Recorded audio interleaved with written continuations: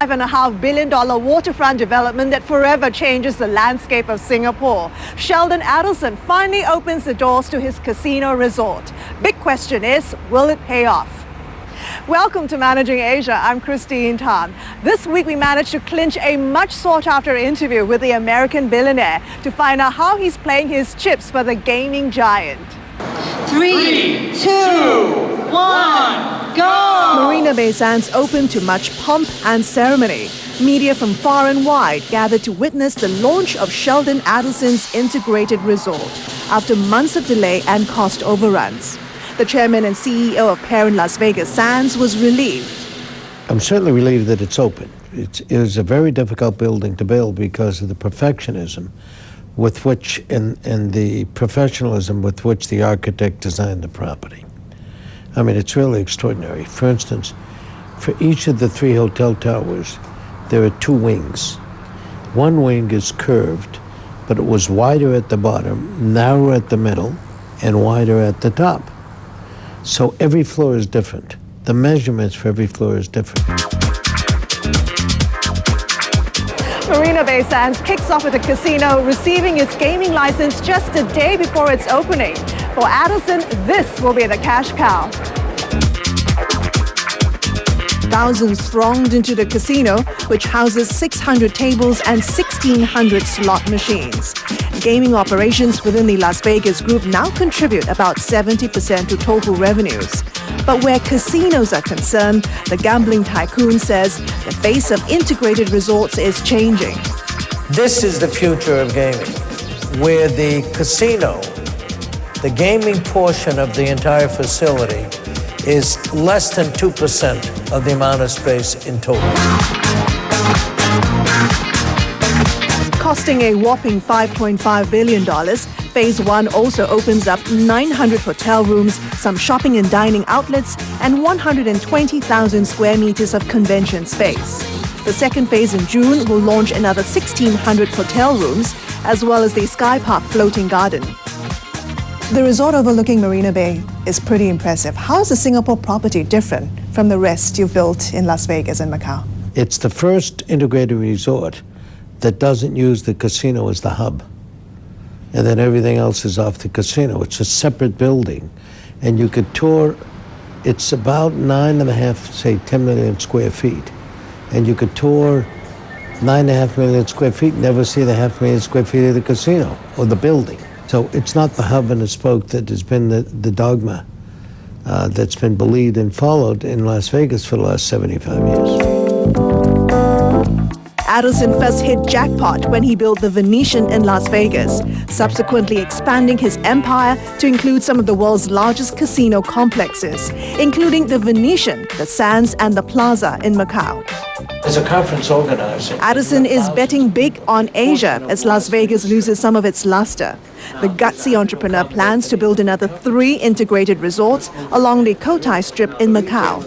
I believe that there is enough room in Asia, not just China, but all over Asia, for 5 to 10 Las Vegases. That means from 700,000 to 1,400,000 rooms located in strategic places around Asia. How can there possibly be a limit? Chinese culture and Asian culture is not going to change. That's why we expect Singapore to be a Grand Slam home run. With Marina Bay Sands, Asia will make up 85% of the group's revenue. But with fierce rivals like Wynn and Genting also upping their game in the region, who will emerge the winner? Sands could shift in Adelson's favor. Some analysts say the Marina Bay Casino could become the most lucrative in the world. Adelson is already calling the resort his most valuable property, expecting to generate more than $1 billion in earnings a year. But getting it off the ground wasn't easy. You spent $5.5 billion building Marina Bay Sands, more than the $3.6 you initially budgeted for. Looking at how expensive the project's been, any regrets about building in Singapore? No. If you had to do it all over again, would you have done anything differently? Yeah, we would have. One of the problems, but we couldn't control the international price of steel. We couldn't control the international price of cement and concrete. We had no control over that. We had no control over the sand embargo. We should have had more control over the seawall underneath, the quality of the soil that caved in every time we took a shovel out. So we went through hundreds of millions of dollars worth of extra costs for that. We can't blame anybody for that. Of course. But we've talked to the government about the fact that they put more parcels of land on the market at the same time that absorbed all the labor, it absorbed all the construction equipment, it absorbed all the subcontractors and the contractors, and it was difficult for us to get, when there were only one or two bidders in each property, it was difficult to get the best price. But that's life. You say it will take about 5 years to recoup your entire investment. In terms of annual earnings, you're projecting in excess of $1 billion. Mm-hmm. How much of that will come from your casino? Well, we're estimating about 70%. Is that $100 Singapore levy for local residents going to be a problem for you? It doesn't seem to be a problem. Our duopolist, Genting Resorts World at Sentosa, RWS, they don't seem to find it a problem. In a way, I approve it, in a way, I disapprove of it. I don't want people who can't afford the $100 entry fee to come in anyway. I don't want to make money off for poor people.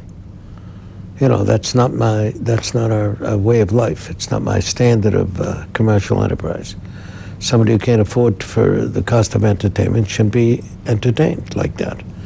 So, but I don't see it accomplishes much of a purpose. There are too few people that the $100 fee will keep out by itself. And if the $100 fee was enough to keep people away, they would never spend any money in there anyway. So, what good is our minimum bets? And a lot of our tables are 100 sing. So they're going to make one minimum bet.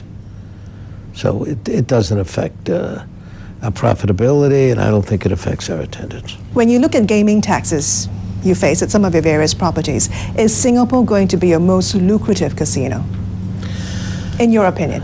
In my opinion, it'll be the most lucrative casino, not because of the taxes, because the taxes in Las Vegas are much less. They're half as much. So if it's not because of taxes that Singapore is lucrative, what is it then that's going to make Singapore lucrative for you? It's the fact that it's only a duopoly, and there's at least there's several hundred million ethnic groups that are part of the Asian culture, and the Asian culture has a very high propensity to play.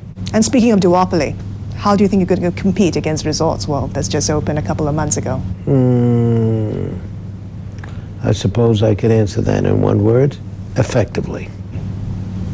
Will you do better than them? Mm-hmm. You hoping to get more business than they do? Are you hoping to cannibalize their business? What's your strategy here? Listen, I don't have to. My success doesn't depend upon their failure. I want them to succeed like I want us to succeed. Their failure will cause negative implication for us. I don't want them to fail. But in terms of, first of all, we have, I'm told, now I haven't seen RWS, I don't know, I've just seen pictures of it, but I'm told that our property is substantially higher quality, more attractive. I don't know that that's the case, and people have different tastes. I want them to succeed because I want us to succeed. A rising tide carries all boats. There's no boat when the tide rises that stays where it is. That'll be underwater.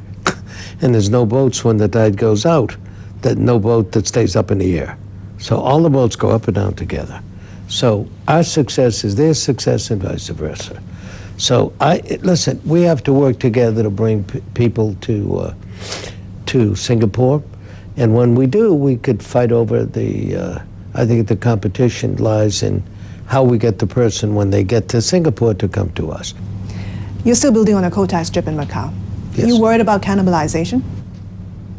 From Singapore or Singapore cannibalizing Macau? Both ways. No. Not worried about it because there's only 8% of the business in Macau that comes from Southeast Asia. And even if the people wanted to play here, 100% of that 8%. It's only 8%. It's not much cannibalization. And by the way, we won't cannibalize only from us. We cannibalize from the other guys. So if MGM and Wynn and SJM and Galaxy and Schmalaxy, I don't know what's the name of the Melco,